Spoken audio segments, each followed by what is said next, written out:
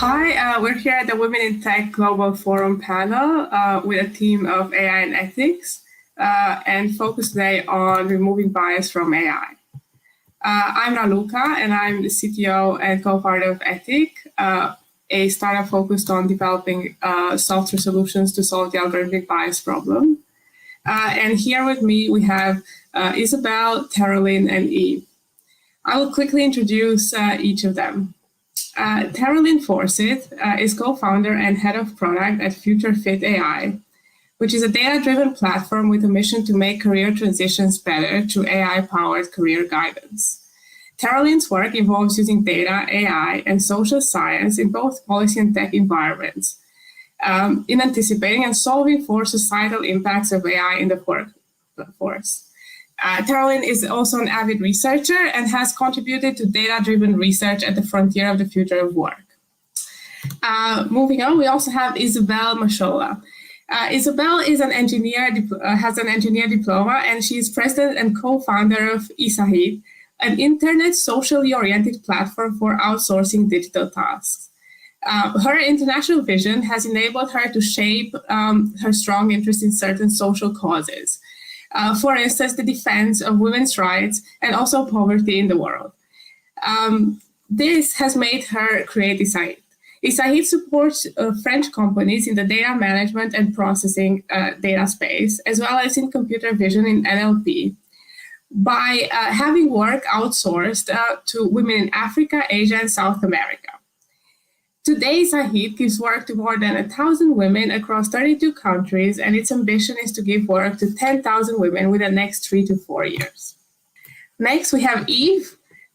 Eve Logunova is the founder and managing partner at Evanes, a lifelong DEI ambassador and Women in AI Ambassador Netherlands.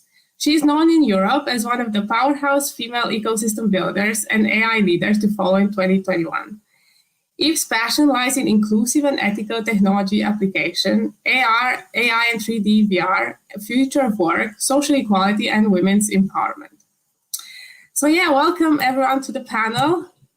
Hopefully you'll be enjoying yourselves today, and we'll give a good kind of overview conversation for our audience. The general theme today, it is algorithmic bias. However, we'll focus on a specific angle of it. So there, as we all know, automated decisions can yield to discrimination against certain demographic groups, whether it's based on gender, ethnicity, or age, or other type of demographics. And we all know that there are numerous causes and fixes to this problem. The data often comes up, but today we will focus on other angles, on other causes, diversity in the creators of these AIs, how this data gets collected, and generally how things are approached so that we can mitigate some of this problem outside the narrow topic of algorithm optimization. Great, okay. So I guess I have first a question for Isabel. And it kind of we're diving straight in because it's an interesting angle to solving a problem such as algorithmic bias and bias in the AI space in general. So the work Isahid does involves outsourcing some labeling tasks for machine learning to workers in Africa and South America. Now, Isabel, how do you think that might impact the end algorithms, and is kind of diversity at the core of what your clients are asking you to do? Is it one of their concerns? And how do you think that fits within the general ecosystem? Okay, thanks for giving me the opportunity. So yes, Isahid is a socially oriented platform that takes digital project from customers, divide this digital project into digital task, and we call the crowd. It's a crowdsourcing platform, and the crowd is a woman. The woman connects on the platform and can do the work. So today we have, as you said, more than 1,000 women across 3 continents, Asia, South America, and Africa, English and French-spoken African. And this diversity coming from women belonging to various cultures, various continents, helps in the learning of those algorithms because, as you can expect, a woman from Africa, even French-spoken Africa, doesn't see the same things as an English-spoken African person or an Asia, and Asia is big, or even from South America. So our clients, in fact, are requesting. When we decided to build Isaid, our ambition was to help as much as possible women in the world. And yes, we have a target to give work to 10,000 women within the next 3 to 4 years. But we were not clear on to those women because we started in Africa based on the previous experience in an association. Our customers, big customers such as L'Oréal or Sodexo, requested us to have women coming from different continents. If you take 2 examples, L'Oréal, we are doing face recognition. Well, as you are looking at the face, it's evident that a black face is different from a European face or from a South American face. And so coming from these different continents helps you to first be able to annotate in a good way. And then with your behavior, your thinking, you annotate in a different way. And so you have the diversity. It's the same as another client which is in the food industry, and having the picture coming from different continents, this diversity helps. And finally, the way you're coming from different continents, where you have to annotate either through NLP, natural language processing, or data annotation or video annotation, the subjective way, where there is no one or yes or no answer, helps to have a better answer which represents more the world. And as we all know around the table, unfortunately, the algorithms are created by men, majority. The annotation and the work are done majority by the woman. So having this only woman angle on top of the impact that we have on those women is definitely a request from our customer. It's very reassuring to see that, to hear that, this is something people actually think about these days. So glad to hear it. Now, on a kind of slightly different but similar idea, if you look more broadly at kind of the ecosystem of the AI makers and so forth, what how would you describe kind of the impact of maybe increasing diversity in the ecosystem and generally the space from a diversity point of view, and how do you think this can be improved, really? Right, great question. Thank you, Raluca. Well, let's first look into what ethics actually mean, right? And it's defined as the moral principles governing the behavior or actions of an individual or a group. That's the standard definition. In other words, we're looking at something that we can describe as rules or decisions that help us to determine as human beings whether it's right or wrong, great or bad. That's our kind of gut feeling that plays a role in defining what we consider to be a good example and a bad example. And ethics linked to the good side, unethical behavior or pattern goes with the wrong side of life. In AI, it is quite a tricky aspect because machines are not human beings, and they shouldn't be perceived as such as human beings because that's where the difference is or lies.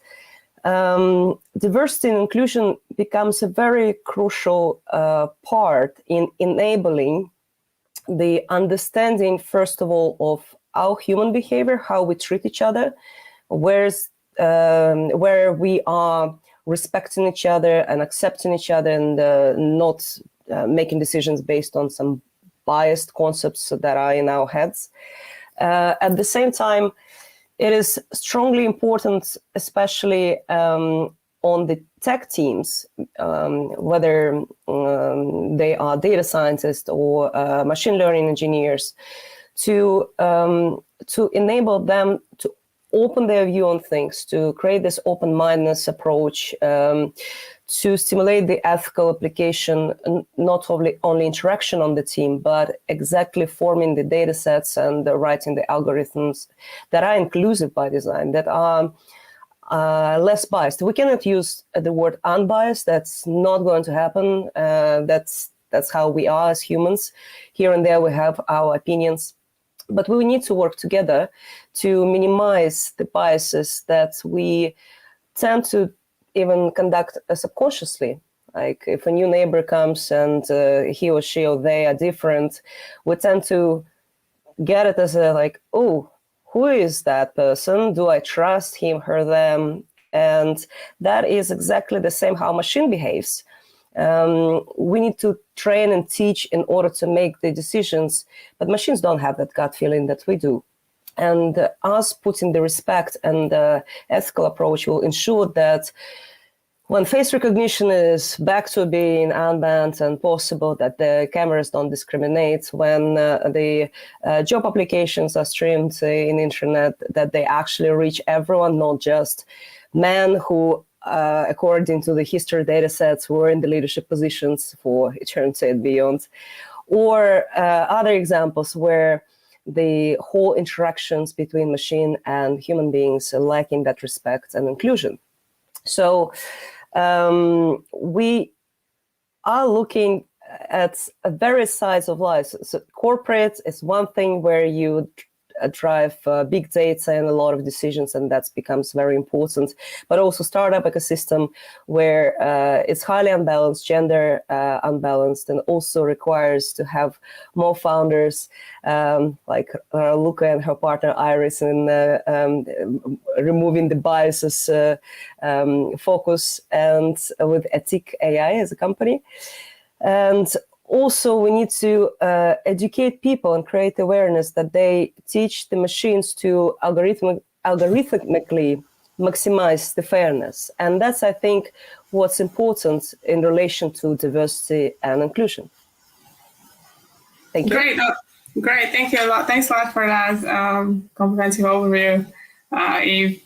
Kind of on the general topic of the kind of, I guess, diversity in job roles related to AI or in response to AI. Terralyn, obviously, your startup is about, is related to career development, recruitment, and this is an area which is, strife and ripe for some sort of debiasing. How do you feel about this topic, and what do you guys do to kind of deal with it? Yeah, no, thank you, Raluca. So first of all, thank you to the entire Women in Tech team for putting this on and advocating for these kinds of conversations. And it's a pleasure to be speaking with you.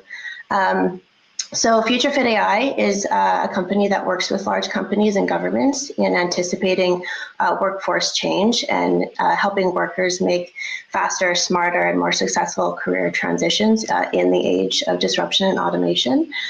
So what this means is that we actually use the tools of data and AI to anticipate and optimize for better career outcomes. So whether you're, someone getting back into the labor force and you're interested in advancing your digital competencies or getting involved in AI, those are the kinds of career transitions that we're really interested in seeing happen. But in that work, we're working with companies, specifically their HR teams, their workforce planning teams, and digital transformation teams, to advocate thinking about, okay, how can I have a bunch of data about my workforce. How can I now optimize my talent pipeline at every stage? So you're seeing all kinds of use cases from talent acquisition to recruitment, development, retention, and performance. And so those are all like the prime areas that AI has been used, because they're easy cases to say, we have some data about how people have moved within the company. Now, how can we kind of optimize those flows of talent within our workforce? I think what we're really trying to do is say, you spent a lot of time bringing people in, moving them around in different roles.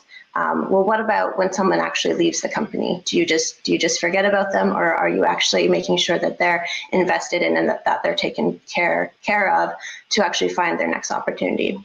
So it's kind of that latter half of the pipeline that we're really interested in making sure that as workers, as human beings are taken care for, no matter where they are within or outside of the company.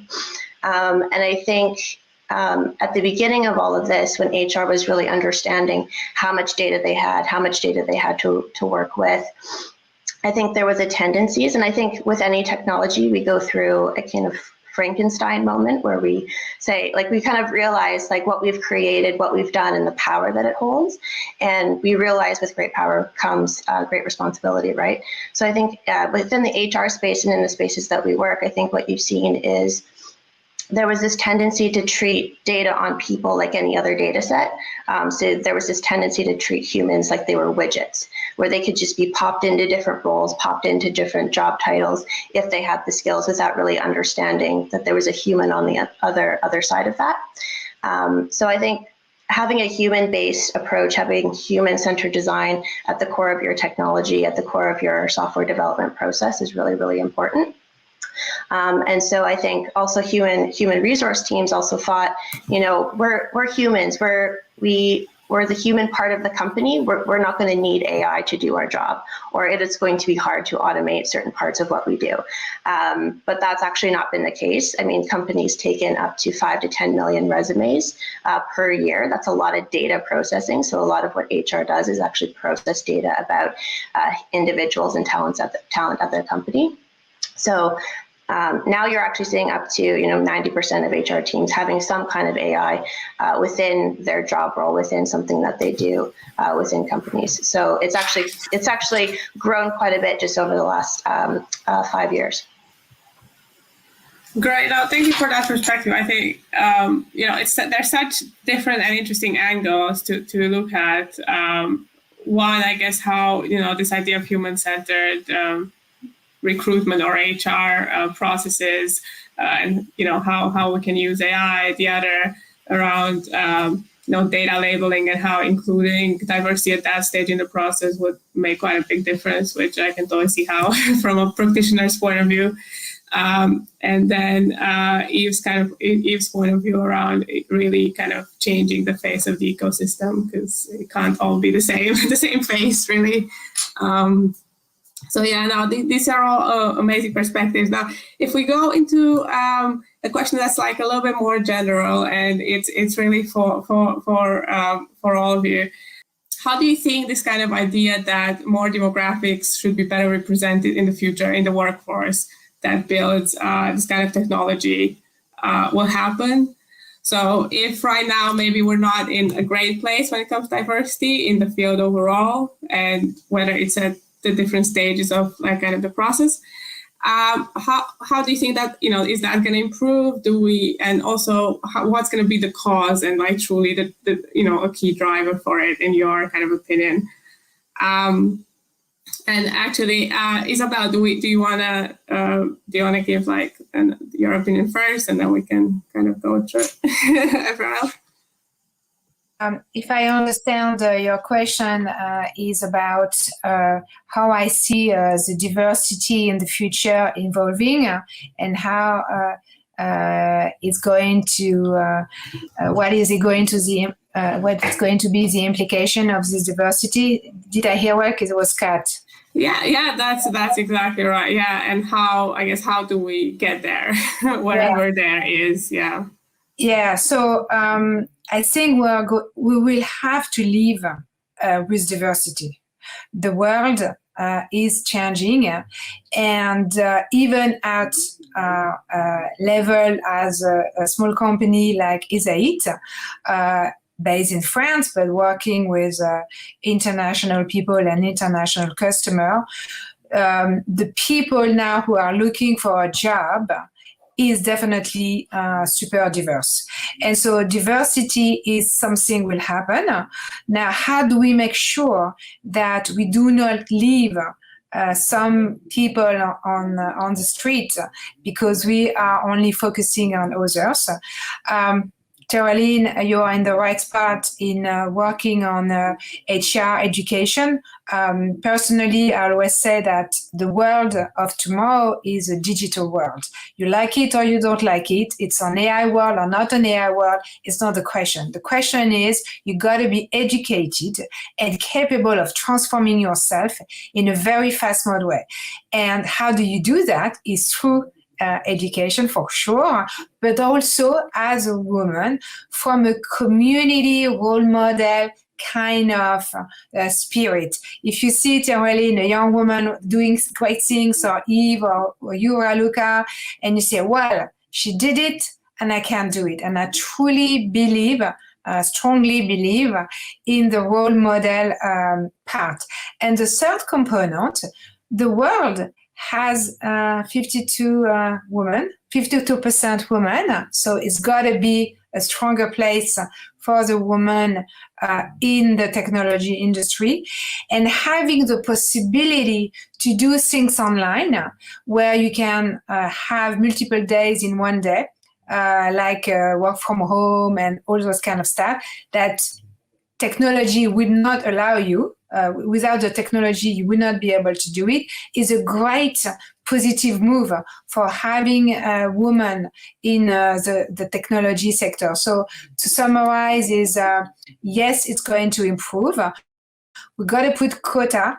We got to put more role. We got to put more successful women in the tech area, more diverse role model, not only women, but so people can see, well, if they've done it, this is what we're doing. And this is what we're trying to do at ESA. This is why we're focusing only on women.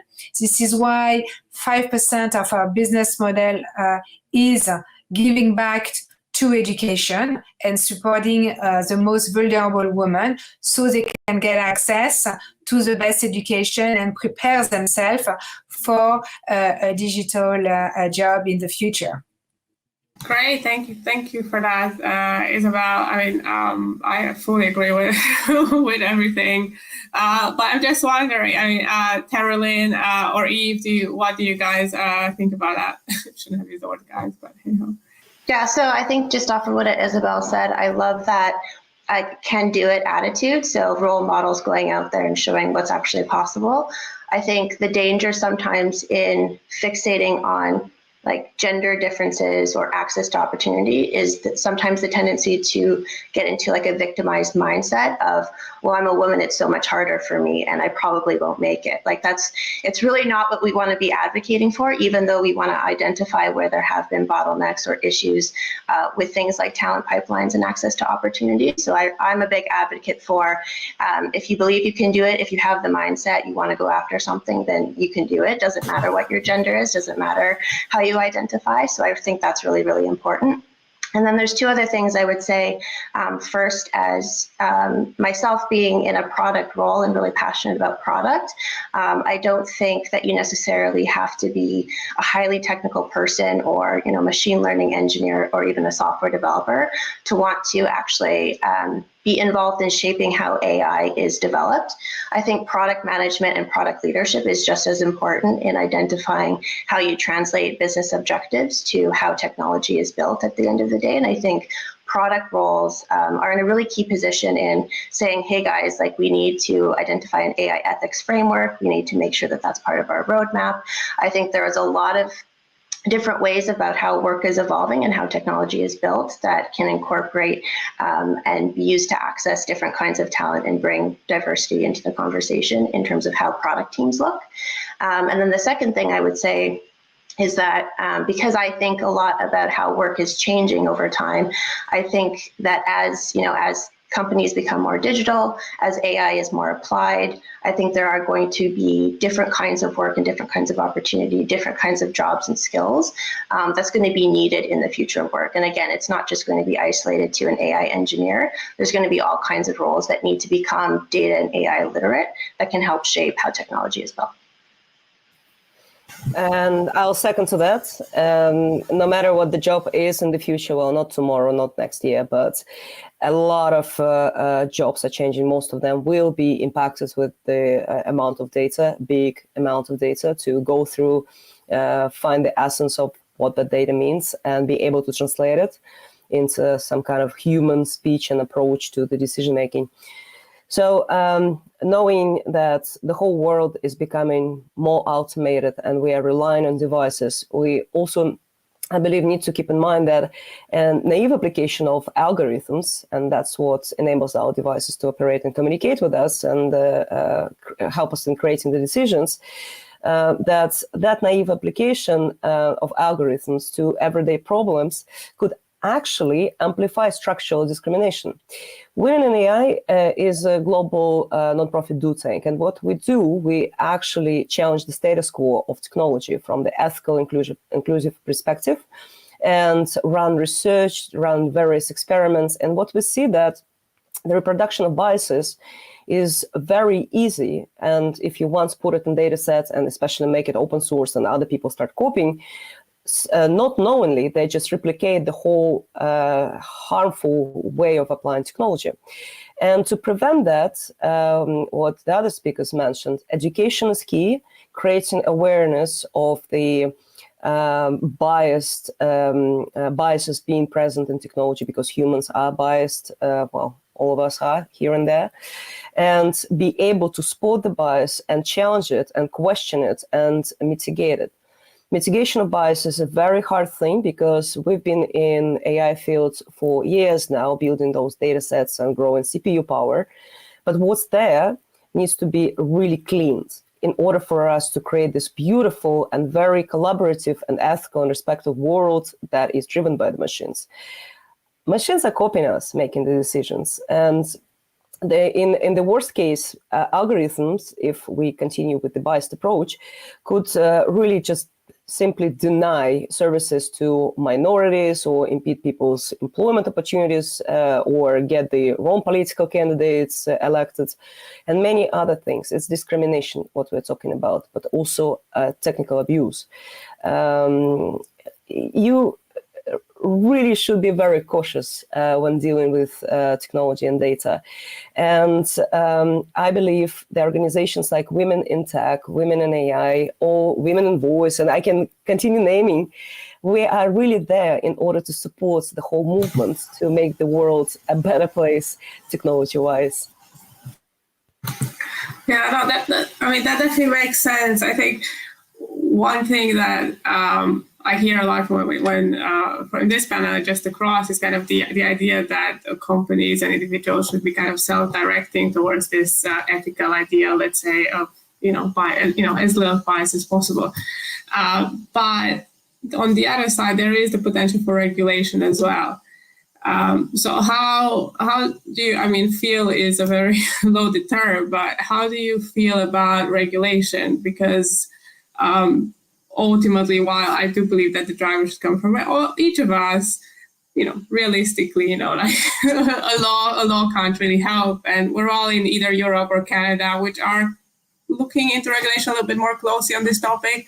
So what are your thoughts? I don't know, whoever wants to, Isabel, you want to tackle this one? Yeah.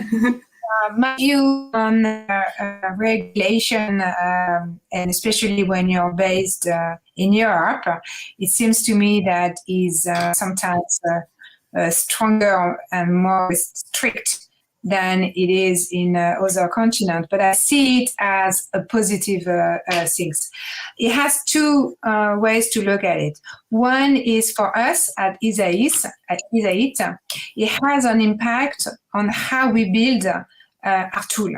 So, for example, when it comes to a data annotation tool for face recognition, we have a way to only remove some part of the face, so the data cannot connect you to another data that will recognize you. So we got to do more development, same as when we do food recognition on a tray. So the tray pass, you got to recognize the different pieces of carrots, steak, potatoes.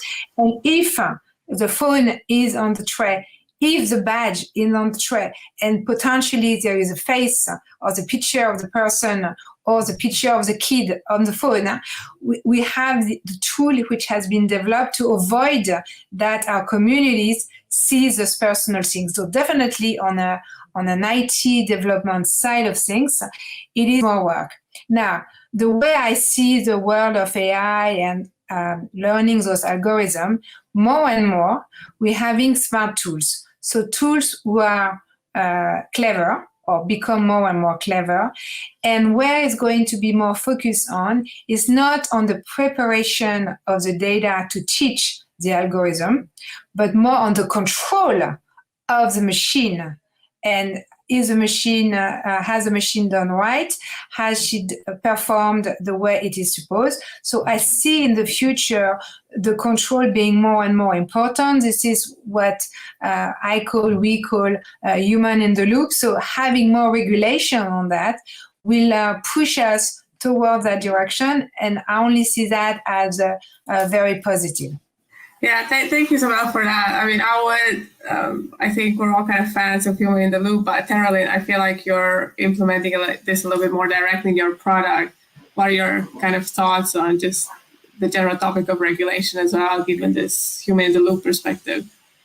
Yeah, there's a couple of things I could say. Obviously, in my current role with our company, we obviously follow regulation that's been set out. We're not as involved in actually forming or shaping future regulation, but actually before Futurefit, I actually worked in the federal government of Canada, and we were starting to implement algorithms to improve social policies within actually in the field. So we were developing some of the early stages of algorithm within government, and our government here has been really interested and concerned about how algorithms are developed and deployed for government use cases. And I was involved in a series of roundtables and consultations that went into feeding what we eventually adopted as a department, which were guiding principles for how we treat data and how we treat algorithmic design. So I think a lot of how I've seen regulation shaped comes from basic principles that everyone kind of agrees, okay,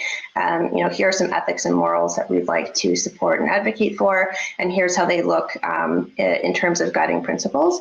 I think it becomes a little bit trickier to actually implement and hold companies and product teams actually accountable. So something like human in the loop, where I've now had a role in making sure that's a key component of our own technology design process.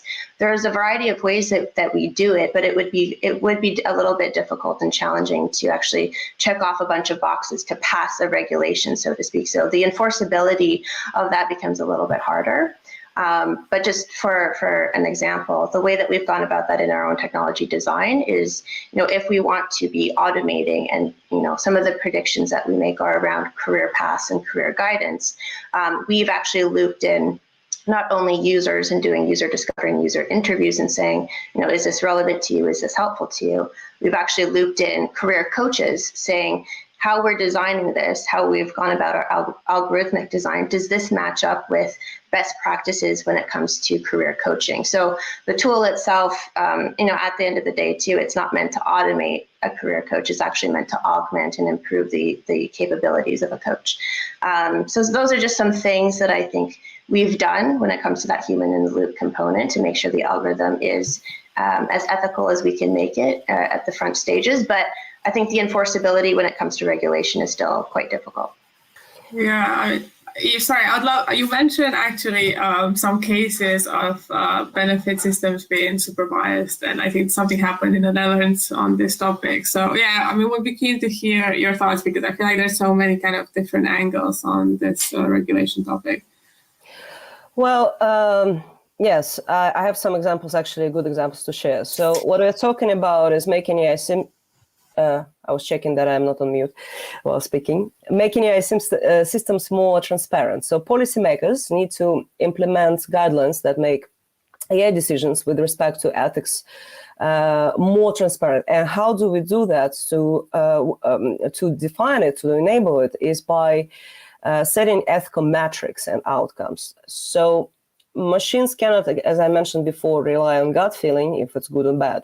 But there should be more transparency on how engineers quantify ethical values before programming them. And it comes back to the human beings, how we treat the data sets and algorithms, and how do we really quantify the ethical values as well as the outcomes that the AI has produced as a result of these choices.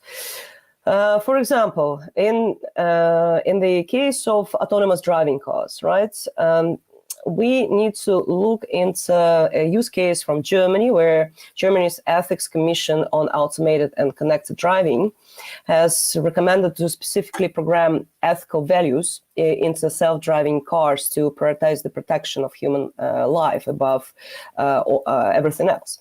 So let's imagine there is a accident on the road, and in the event of unavoidable accidents where it's autonomously driven, in the event of that accident, the car should be prohibited to offset victims against one another. So what I mean, in other words, a car shouldn't be able to choose whether to kill one person or based on individual features such as, let's say, age. Let's kill this person because that person is older, had more life to live, and this one is younger, has the whole future in front of him or her or them.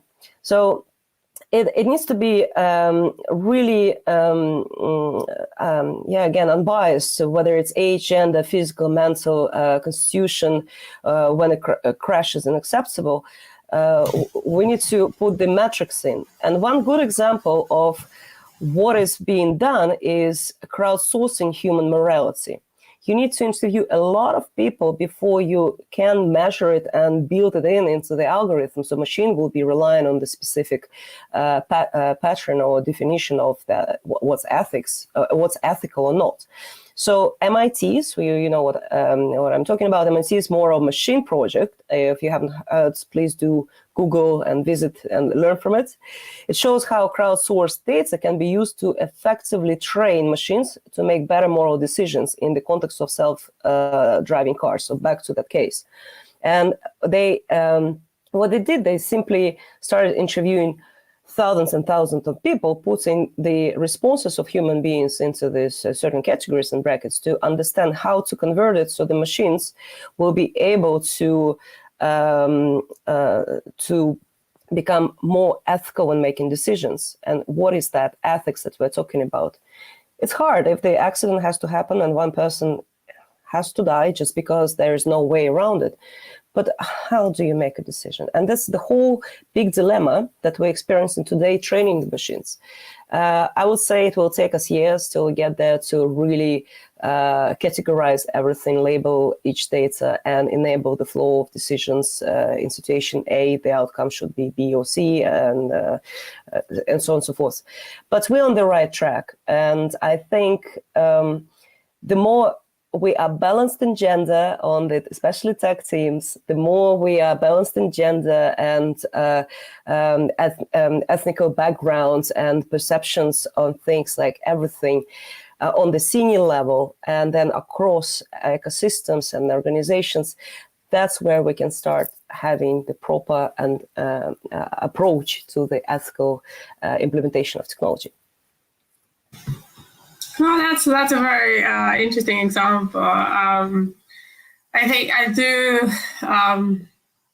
This is my opinion. I shouldn't say it, but I do. What I think I appreciate kind of people taking the time to look into the ethical frameworks. I'm just sometimes there's two concerns on my side. One is that, and I'd love to hear your thoughts on it. Actually, the first is that. When it comes to regulation, it's just very hard to regulate. Like, are they going to regulate the metric, a number? What is it supposed to regulate? I think you do see some interesting U.S. laws around the 80-20 kind of rule when it comes to discrimination, which might be an example. But we're not sure, like in the EU, and I don't know about Canada exactly. But it would be nice to see some examples of something more clear to regulate and clear for people to follow. And secondly, I do worry that when it comes to ethical frameworks, I don't want us to get distracted from the actual fixing it. And I think that's the ban of regulation. I think if people start talking about it, it never happens, and then just kind of everyone forgets about doing the thing. So yeah, I would love to hear some thoughts on this rather rambling statements I just made. And on Eve, I feel like you would have an opinion. Could you please summarize the question once again? So So my question is, it's not a question necessarily, but it's a maybe controversial comment, which is translating ethical frameworks into regulation is very difficult. And my concern is that it's putting people away from the actual, slightly more pragmatic approaches to, actually getting people to make some change.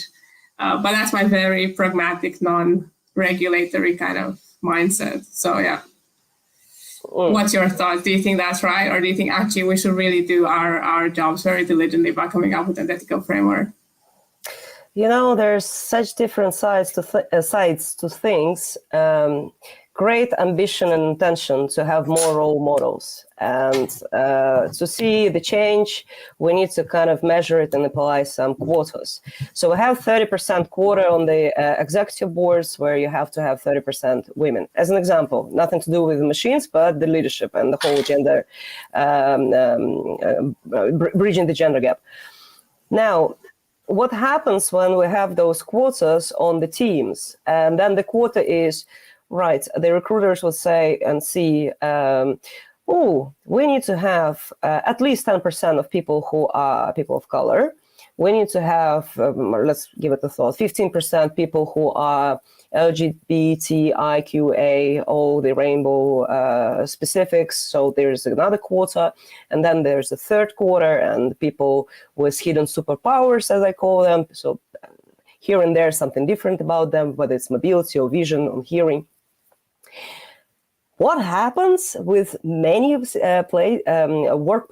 is that it stops being about really bridging the gaps in the system. It becomes filling in the quotas. So it happens that, oops, I'm not reaching my quota. Let me hire more people of color just because I need them for my quota. It's not because we really want to have the change and enable the balance. And that's where we also need to educate, whether it's policymakers or the leadership or the recruiters or anyone else regarding, there is a framework, we need to follow it. But first think why we do it. So why is the first thing to give a thought to, and then how and what the quotas are meant for. Boasting the diversity inclusion reports at the end of the year saying that we filled in the gaps, but at what cost? Because then people who are those minority groups, they feel marginalized and then being kind of used. Yeah, they need a job. They probably will pick the job, but not because they were spotted as a human being that has talent. It's just because, you're a little bit darker and I like it. And Raluca, what you and Iris are doing with ETIC, this is another example I think would be good to share in this webinar, in this talk, because you actually use technology to democratize AI by removing the biases and make it more human-centered. So if you could, at some point, share the example of how you do it, because it's so hard to enable. Yeah, sure. But also, Caroline, I saw the hand or trying to speak. Yeah. I mean, Caroline, I would imagine you would have some potentially strong opinions on this. Yeah, no, I love the question and I love Eve's response as well. And I'm all about the controversial questions are more interesting to me, so I love it. So your question around like, are we there's a problem to be solved, but are we fixating on the solution rather than actually getting to the root of the problem is kind of the essence of the question I heard. So I'm a big fan of first principles thinking. So always going back to like the simplest form of the actual problem or question that we're interested in solving for. And I think, I mean, for us and for me in terms of the working in the HR space, and then obviously having diversity, equity, and inclusion being at such a forefront now of the conversations around, especially like whether you're talking about AI or just hiring strategies. I think I'm a much bigger fan, and I would put much more emphasis on equal access to opportunity rather than to outcome. I think things like quotas that measure outcome are tools in a wider tool set. They're not the core solution. I don't think that they can be viewed in isolation. So for example, this relates both to your initial question and the topic that we're talking about. When we're talking about gender balance in the workforce, does that also mean some of the most dangerous occupations that are entirely filled with men that women may not even have a preference for? Do we need gender balance there? Or so are we going to be selective with the kinds of occupations we're talking about when we talk about gender balance? So if there is an algorithm designed for mining occupations or pipe occupations, Canada has a very large oil and gas industry that is mainly dominated by men, but it's also because those occupations are highly dangerous. So when you're building out predictive algorithms for those hiring decisions, what are you going to emphasize gender balance just like you would in white collar work? So there's some really interesting questions. I don't have the answer. Those are really hard conversations to have, but sometimes they're not even being had because people are so scared and they're so fixated on the agreed upon solution, which is the quota, which is the outcome variable. So I just think sometimes we shy away from the controversial questions, and I'm really glad you at least brought one up here today. I just want to add, I agree on all what has been said, but my personal opinion, based on my longer experience you guys have in the business and what I've seen, and good things have evolved in a very positive way. I agree, quota is not the solution, but it fosters evolution.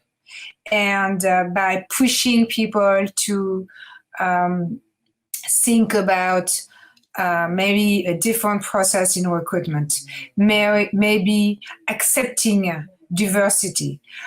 Today, I have to say, we got to educate the managers, the leaders, to manage with diversity. And the reason why sometimes we have not so much diversity is because people in the HR space recruit the ego. I mean, the person who looks like you, because it's easier to be in the same world. And me as a manager, I know that I got to push myself out of my zone or my rules or the way my brain is thinking to kind of open my so if I have a quota or some kind of KPI that I know potentially I'm punished if I don't follow, I agree this is not the solution of the core problem. I completely agree with you, but it helps. And I've seen, I come from corporation world where I have headed some leadership function.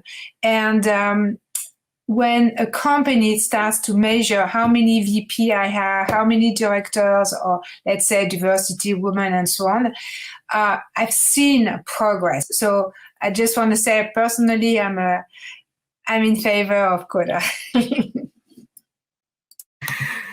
Yeah, I mean, it is a divisive topic, shall we say. But no, these have been very tremendously kind of illuminating opinions. I would like to kind of maybe transition a little bit into something slightly more, I don't know if positive is the right word. I mean, not that this was negative, but I think, we're focused a lot on, and I think especially what we do with ethics, like Ava was saying, we're definitely focused on the more, shall we say, negative elements of machine learning and how a lot of these biases get in from data, from the people, from wherever, and how can we fix these biases, because it should be easier to fix it for an automated decision system than it is to fix it for like a human being with all the complexity that this human being would entail. But so that's like a slightly negative angle on it, but the positive spin on it is that actually, if you do have a machine learning based system, a little bit similar like with quotas, it is possible that maybe in the end this system will be more objective than like a human being. And I think that's kind of how the whole thing started, in a sense, that HR recruitment that's based on slightly more objective criteria that is not just about you looking at a person, or lending decisions that are not based on you knowing someone, whatever, getting a loan. can be more objective. So yeah, so that means that, this machine learning can help rather than hinder. So I'd just love to hear some thoughts on this. I mean, is this like a terribly optimistic perspective? Is it actually something that we could expect from the space? I mean, whoever wants to go first. Sure, I'll jump in there. I think that's really at the core of what our company Futurefit AI is all about. We're actually using the tools of data and AI to augment some of the repercussions, some of the displacement that AI is actually going to have on the labor force. So in a similar vein, AI can actually be used to, while it might be biased because it's built off the data building blocks that humans have encoded into the data set, AI can actually, with some foresight and with some awareness, can actually be the tool that we use to identify where bias has historically existed, and then augment and be a tool for a decision maker to make better decisions. So I think, and this is something that we think about a lot, when we try to understand how the workplace is evolving with technology, right? So what is AI good at, and then what are humans good at? And then when it comes to, I think education is also really important here, to Isabel's repeated points around education, and rightly so. I think viewing AI as just another tool in the toolbox to make better decisions is really what AI should be. So humans, basically, AI can make predictions, and then it should be up to the human to make a value judgment on if that prediction leads to some kind of involvement or some kind of next action, right? So just because something should be predicted doesn't mean a decision needs to be made or an intervention needs to be done, right? So I think making sure humans are educated with the skill sets that they need, so critical thinking skills and a lot of the soft skills that we've seen kind of rise to the surface as part of the future of work conversation, I think those are going to be instrumental in making sure that humans can make the value judgments they need and use AI for opportunity rather than just thinking about the negative consequences that come about. Yeah, that sounds... That sounds like it could happen. I would have to say, when I hear you speak, I kind of believe in it.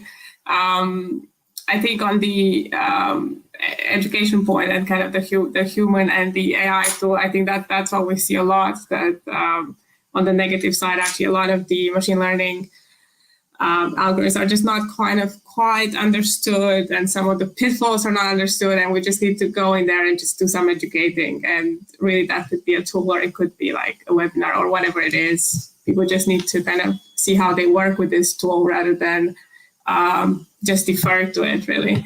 But yeah, I'd love to hear more thoughts on like kind of the good bits about AI and equal opportunity agenda. Isabel? Yeah, I have to say I completely agree, and I couldn't have said in a better way than Tereline said.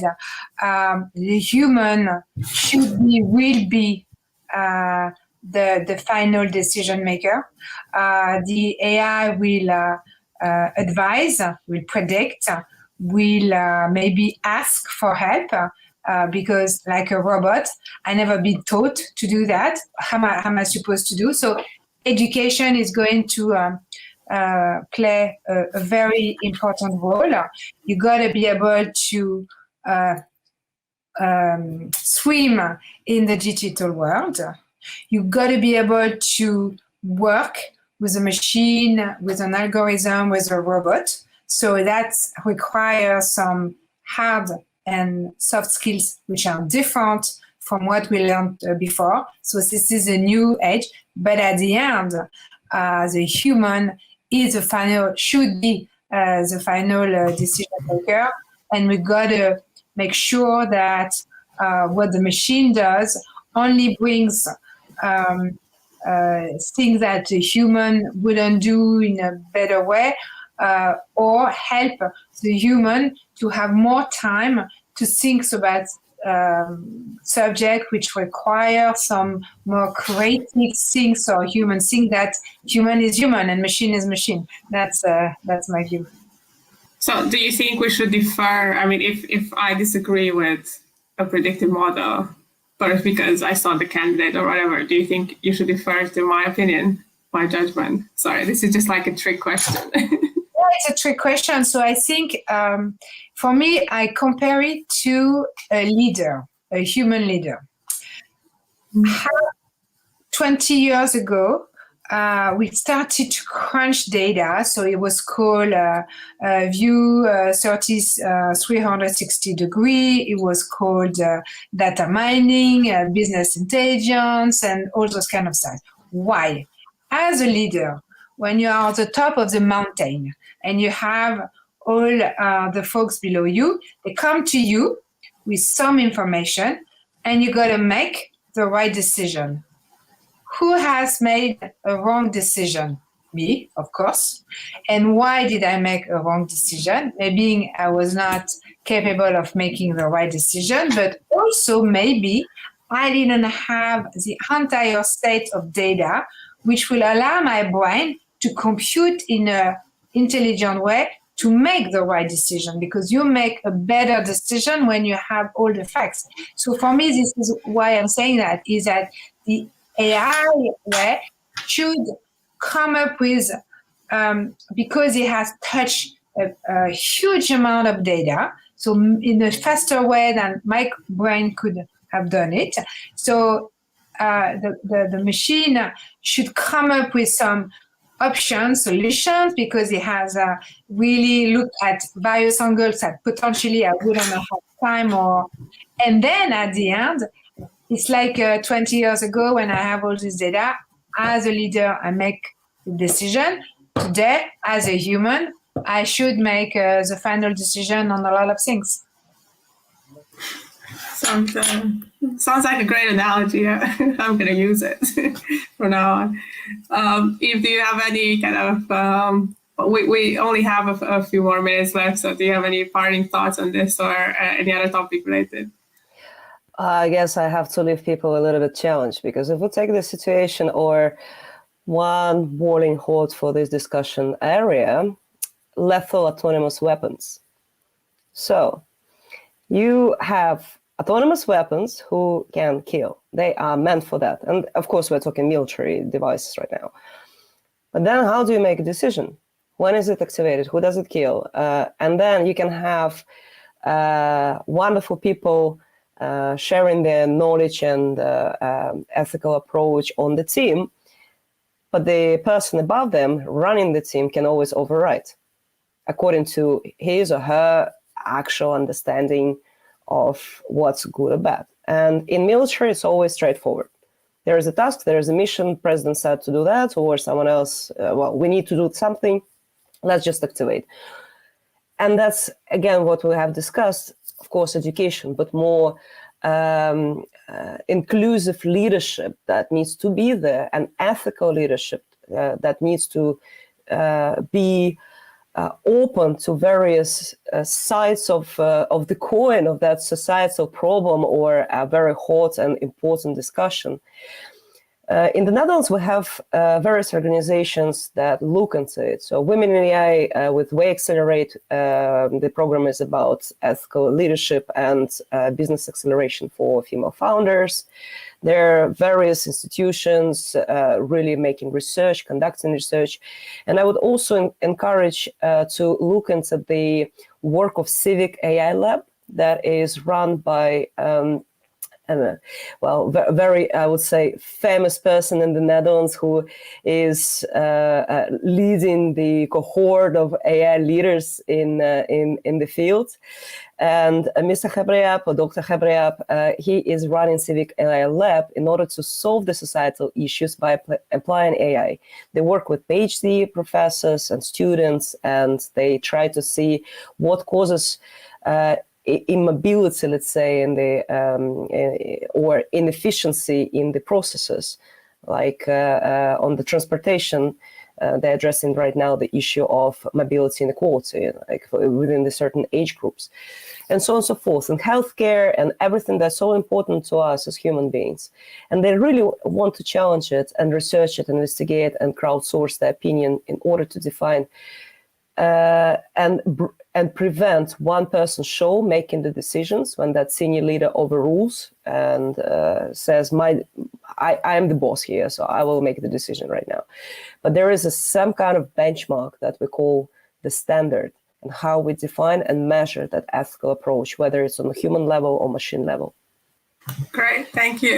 We don't have much time, but Carolyn, Isabel, do you want to, any last thoughts you want to add to this panel, this conversation?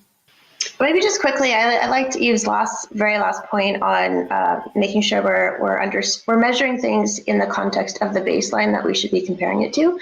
So an AI might not be perfect out of the box. It may not be perfect as we kind of develop more strategies and techniques for evaluating and measuring bias. But is it better than the next best thing, which is a entirely human decision maker overwhelmed with data at their fingertips? So really understanding there is a combination of AI and human, and the baseline and the benchmark to beat is the default human decision-making process, which is not hard to do. Yeah, I think everything has been said. So if to stay in, I think nobody is perfect. Machine is not perfect. Human is not perfect. Everybody will make mistake. Human will make mistake. Machine will make mistake. Let's get the inspiration that we have a world tomorrow where through education, through environment, we take the best out of human, and the best out of human will do the best out of machine, and so the best of the two will give the best results. Great, thank you very much. Thank you all of you, and to the Women in Tech organization for this panel. My kind of party words are, obviously with Ethic, we just really are focused on building software that helps people kind of remove these biases from their machine learning. This is kind of ground zero, and we're a little bit surprised that these solutions don't already exist in a very, plethora kind of way. So it's very important, but also reassuring for me to see so many different angles of tackling this problem, and so much concern and kind of thought put into increased diversity in this space. So thank you very much, all of you, and hope to talk again soon. Bye. Thank you. Okay, thank you. Bye. Bye.